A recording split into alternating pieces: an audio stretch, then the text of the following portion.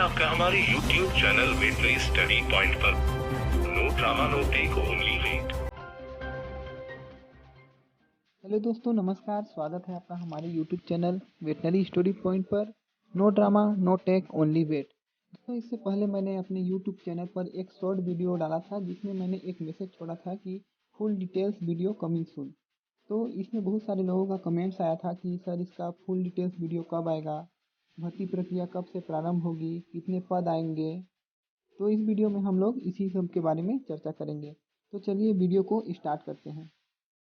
जैसा कि आप स्क्रीन पर देख पा रहे हैं और मैंने थंबनेल में भी डाल के रखा है कि छत्तीसगढ़ पशुपालन विभाग में सीधी भर्ती के बारे में।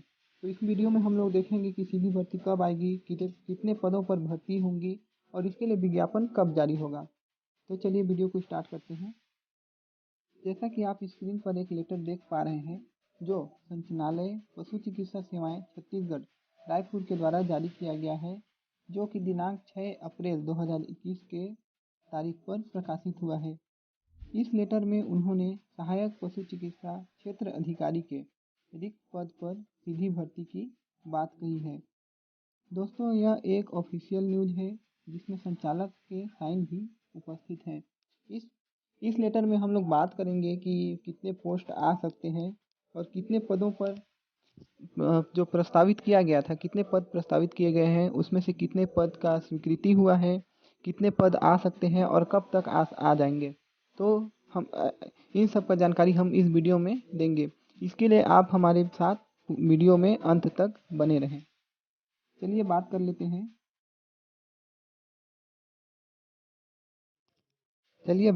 हैं। सहायक पशु चिकित्सा क्षेत्र अधिकारी AVFO। सहायक पशु चिकित्सा क्षेत्र अधिकारी यानी असिस्टेंट वेटनरी फील्ड ऑफिसर, जो कि वेटनरी डिपार्टमेंट के अंतर्गत यानी पशुपालन विभाग के अंतर्गत तृतीय श्रेणी यानी थर्ड ग्रेड में आता है। थर्ड ग्रेड में बहुत सारे जॉब आते हैं, 2-3 जॉब आते हैं, उसमें से एक कार्यपालिकी के अंतर्गत आते हैं, जो जिनका कार्य फील्ड में यानी एक निर्धारित क्षेत्र में काम करना होता है।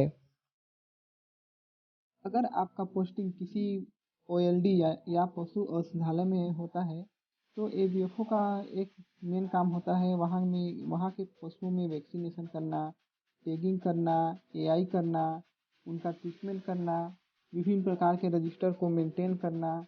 ये सब काम एक AVFO द्वारा संपादित किया जाता है। सहायक पशु चिकित्सा क्षेत्र अधिकारी के पद पर भर्ती के लिए आपके पास क्या क्या शैक्षणिक योग्यता होनी चाहिए, एलिजिबिलिटी क्राइटेरिया क्या क्या होना चाहिए कि आप एक सहायक पशु चिकित्सा क्षेत्र अधिकारी बन सकते हैं। सबसे पहले तो आपको 12th पास होना चाहिए फिजिक्स, केमिस्ट्री और बायो के साथ, यानी भौतिक रसायन और जीव विज्ञान के साथ आपको 12वीं परीक्षा उत्तीर्ण होनी चाहिए न्यूनतम 50% अंकों के साथ। उसके बाद आपको 2 वर्ष का BH कोर्स में डिप्लोमा उत्तीर्ण होना चाहिए, अर्थात पशुपालन में आपको 2 वर्ष का डिप्लोमा पास आउट करना जरूरी है, तभी आप सहायक पशु चिकित्सा क्षेत्र अधिकारी के पद पर फॉर्म भर सकते हैं। सहायक पशु चिकित्सा क्षेत्र अधिकारी के वेतनमान कितना होता है, अर्थात आप यदि AVFO पद पर पोस्टिंग हो जाते हैं तो आपको कितना वेतनमान मिलेगा। अगर आप संविदा पद पर लगते हैं यानी राज्य सरकार द्वारा आपको संविदा पद पर नियुक्त किया जाता है तो आपको 18,420 रुपये प्रति माह प्रदान किया जाएगा। यह एक मुश्त दिया जाता है, एक मुश्त यानी कि प्रति माह आपको दिया जाएगा 18,420 रुपये। उसके बाद अगर आपका नियमित भर्ती होता है अर्थात रेगुलर पोस्ट में यदि आप जाते हैं, सीधी भर्ती होता है तो आपको 25,300 से लेकर 80,500 तक प्रति माह आपको सैलरी दिया जाएगा। स्टार्टिंग में आपको 25,300 रुपये मिलता है।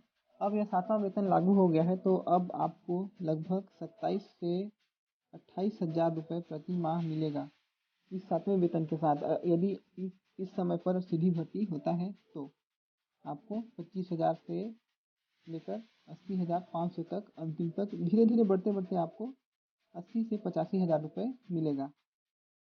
सहायक पशु चिकित्सा क्षेत्र अधिकारी के कितने पद हैं, यानी कितने पदों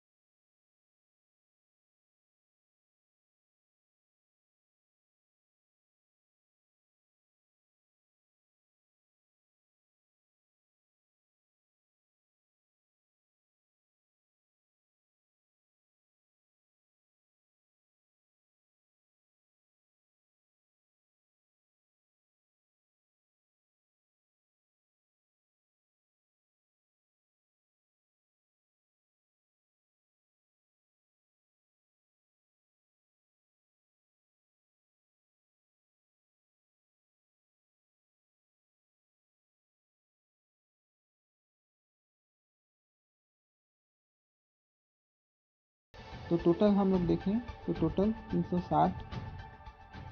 360 लोगों का सिलेक्शन होता है, जिसमें से प्रति वर्ष अगर मान लीजिए कोई फेल भी होता है तो 320 लोग, कुछ फेल भी हो जाते हैं तो 320 लोग प्रति वर्ष निकलते हैं। इस हिसाब से देखें तो 2021 तक हम लोग देखें तो अब तक लगभग 1500 स्टूडेंट पास आउट हो चुके हैं।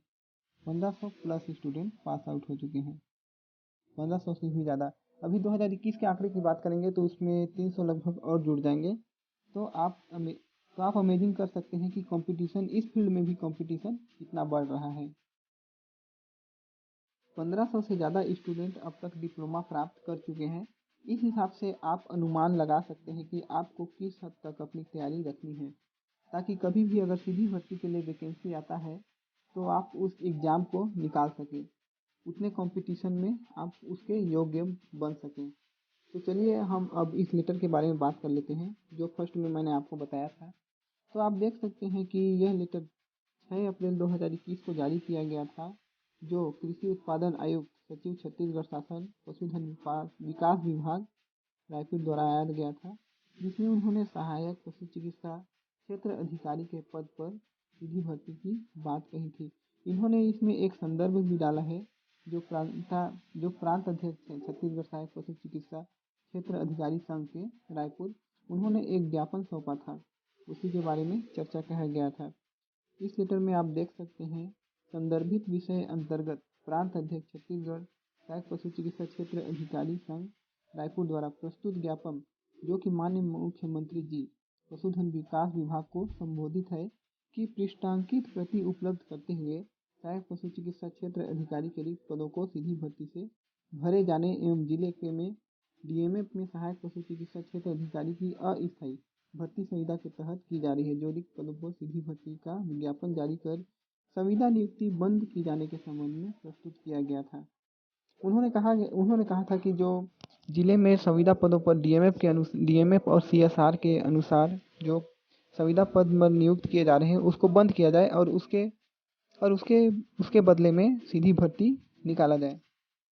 इसमें आप देख सकते हैं कि सहायक पशु चिकित्सा क्षेत्र अधिकारी के रिक्त पदों को सीधी भर्ती से भरे जाने हेतु वित्त विभाग ने पूर्व में प्राप्त 50 पदों की अनुमति दे दी थी। यानी पिछले साल जब बजट रिलीज हुआ था तो उसमें 50 पद पहले से ही स्वीकृत हो चुके थे, जो इस वर्ष या फिर अगले वर्ष आने वाले थे। इसके बाद देखें तो बजट चर्चा अनुसार विभाग में सहायक पशु चिकित्सा क्षेत्र अधिकारी के पदों की रिक्तता को दृष्टिगत रखते हुए अतिरिक्त 100 पद इस प्रकार कुल 150 पदों पर भर्ती हेतु छत्तीसगढ़ शासन वित्त विभाग मंत्रालय ज्ञापन क्रमांक दिनांक 118 अटल नगर दिनांक 2/6/2020 द्वारा जारी शासकीय व्यय में मित व्यय एवं वित्तीय अनुशासन के अनुक्रम में वित्त विभाग से अनुमति प्राप्त किए जाने हेतु संचालनालय ज्ञापन क्रमांक इतना पत्र क्रमांक इतना को प्रेषित किया गया है। अर्थात आप यहाँ पे देख सकते हैं कि पहले से ही 50 पद का स्वीकृति हो चुका है। उसके अलावा हमारा जो विभाग है यानी पशुधन विकास विभाग है, वो 100 पदों पर भर्ती के लिए और आवेदन प्रस्तावित किया गया है मुख्यमंत्री जी को वित्त विभाग द्वारा। तो अगर आप देख सकते हैं, इस प्रकार 50 पद पहले स्वीकृति हो गए हैं, अभी उन्होंने 100 पद के लिए प्रस्तावित किया है। अगर दोनों पद स्वीकृत हो जाते हैं तो 150 पदों पर सीधी भर्ती होगी, जो इसी वर्ष अंतिम माह तक हो सकती है या फिर अगले वर्ष होगी। 50 पदों पर सीधी भर्ती के लिए पहले ही स्वीकृति मिल चुकी है। अब देखते हैं कि 100 पद और प्रस्तावित किया गया है, जिसमें उसको स्वीकृति मिलती है कि नहीं।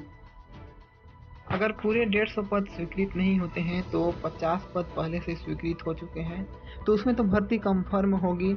और अगर पूरे पद स्वीकृत हो जाते हैं तो पूरे 150 पद आएंगे, जिसमें यह इस वर्ष के अंतिम माह तक या फिर अगले वर्ष आ सकती हैं।